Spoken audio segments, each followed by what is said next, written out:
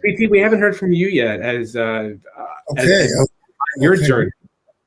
There's two points on this I'd like to make. Well, actually, there's one, and it's drugs, and it's the fact that alcohol, marijuana, cocaine, ecstasy, LSD, on and on and on. That for me, drugs and sex have always been one word: sex, drug, sex. I can barely think, and I'm not advocating, or I'm just going to tell it like it is. We can do the judgments later.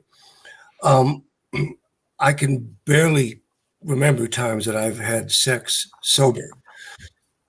So that issues like self-confidence are bridged. They don't necessarily take on the real effect that they might have without a couple of martinis or a line of cocaine or Quaalude. And that's very, very real. In my life, it was always, I didn't have sex unless I had drugs, and I didn't have drugs unless I had sex. They always were one and the same. So as I think back on it, confidence was never an issue. Never. To meet a woman or a man and to go from casual conversation to deeper conversation, to knowing them, to getting to know them better, to feeling a natural sexual attraction and then having sex, that's a challenge. That's a challenge that I rarely undertook because I would, I'd jump the steps. A line of cocaine can jump you several steps ahead or several steps behind, God knows. And the two become one. This is such a theme in my life. I don't do drugs anymore. I also don't have sex anymore. When you're used to having sex on ecstasy, and it's going on for 8 hours, and everything in the world is happening, and you're touching heaven and you're touching hell, and you're exploding moment by moment. I imagine that experience can be recreated sober. But I never have, and I never will.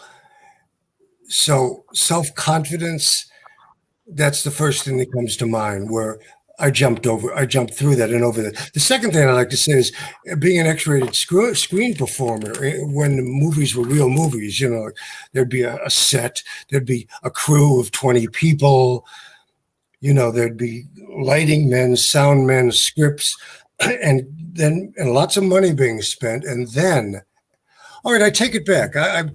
I was almost always sober when I did my sex scenes as a screen performer. Okay, so that's when I was sober. And doing a sex scene in front of a whole entourage of maybe 40 people in a film set and having the time pass, and you only have so much time to get it up and to get it on. I guess that took a great deal of self-confidence. I never thought of it in that way, but that's the closest I could come to natural self-confidence and overcoming it, using it. I never thought of it. A lot of sex sober on camera, but rarely off camera. It's fascinating for me to talk to you, Eric. You're sober. I find that amazing. I find it absolutely fascinating. One day we'll have to talk about that.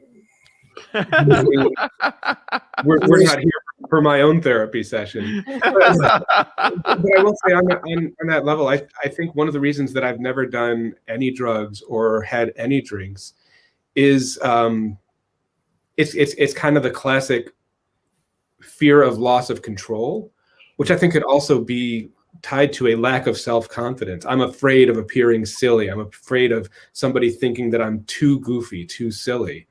And again, that whole idea of alcohol, getting rid of some inhibitions so that you don't care.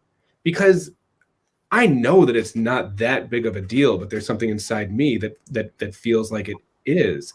And Kevin, I feel like that relates to what you were saying about, like, you would go to the sex clubs because you don't have to worry about anything there. Everything is just accepted. Exactly. In the sex clubs, it's almost as if you're entering the unconscious.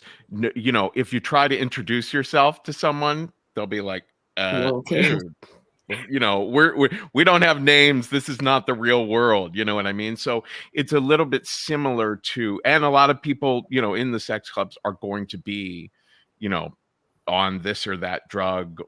So yeah, it's, I've also had a lot of sex on this or that drug over the years, and then dabbled in certain amounts of sobriety around it as well. And it's interesting. It's part of my whole philosophy about sex in general is try it this way, but also try it that way. Try to keep yourself flexible, because you just never know what new possibilities might open up, experiencing it a way that you might have been afraid to do things before.